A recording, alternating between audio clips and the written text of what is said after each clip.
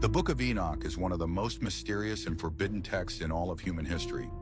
It claims to reveal secrets about angels, heaven, and humanity that were never meant to be known. This book described an event that changed the course of existence itself, a rebellion that began in the heavens and ended in blood and ruin on earth.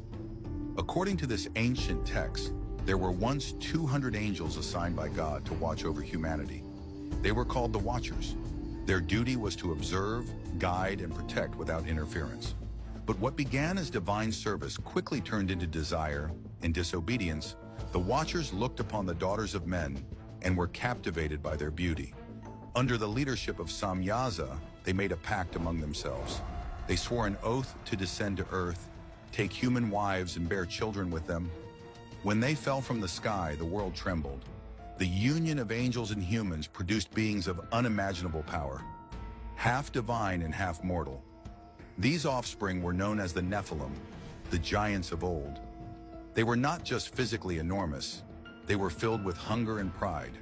They consumed the animals, then the crops, and finally turned on mankind itself. The earth became a place of chaos and suffering under their rule.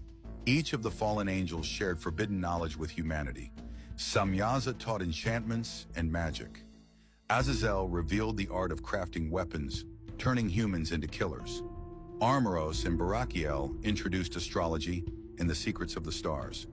Others taught the making of mirrors and cosmetics, inspiring vanity and lust. What began as curiosity became corruption. Humanity learned the secrets of heaven and twisted them for selfish gain. The sudden surge in early human technology, the rise of architecture and celestial understanding. Could these have come from these watchers who shared the knowledge of the divine? Their interference went even further. The Book of Enoch says they began to mix the essence of animals and humans, creating abominations that defied nature. These unnatural beings were hybrids, part human and part beast. Many believe this could be the origin of myths about sirens, mermaids, and other monstrous creatures that have haunted stories for thousands of years. The women who lay with the Watchers were cursed and transformed into sirens, forever bound to water and shadow. And when the great flood came, it wiped away almost every living thing. But those that dwelled in the sea could have survived. This is why some believe that the tales of mermaids and mysterious sea beings might not be fantasy. As the corruption of the earth grew unbearable, the archangels looked down in horror. Michael, Raphael, Gabriel, and Uriel pleaded with God to intervene, saying that creation itself was being destroyed. In response, God commanded the heavens to strike. Raphael was sent to bind Azazel in darkness until the day of judgment. Michael was ordered to punish Samyaza and the Watchers who had betrayed their oath. They were imprisoned beneath the mountains, cut off from heaven forever. To cleanse the world of their offspring, God unleashed the great flood.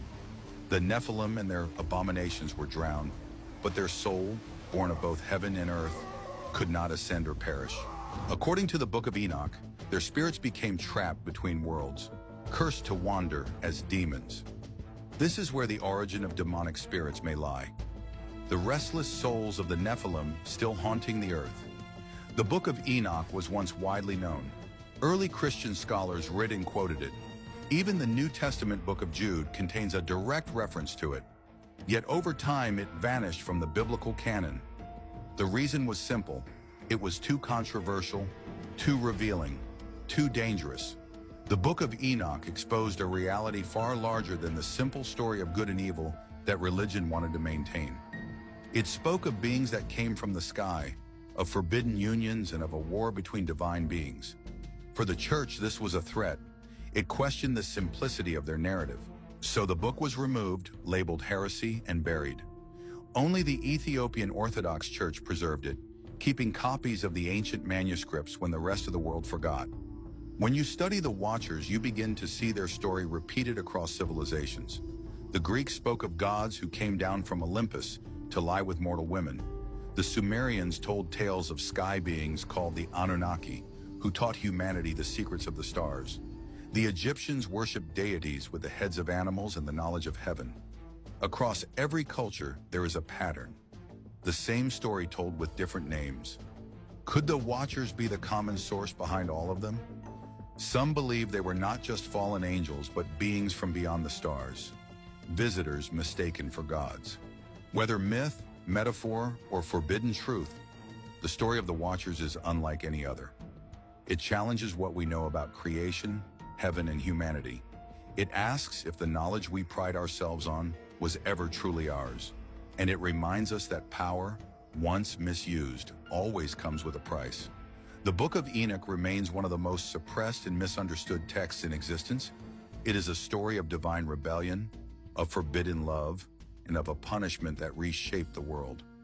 The Watchers may be gone, but their legacy lingers in every legend, every myth, and perhaps even in the shadows of our own history.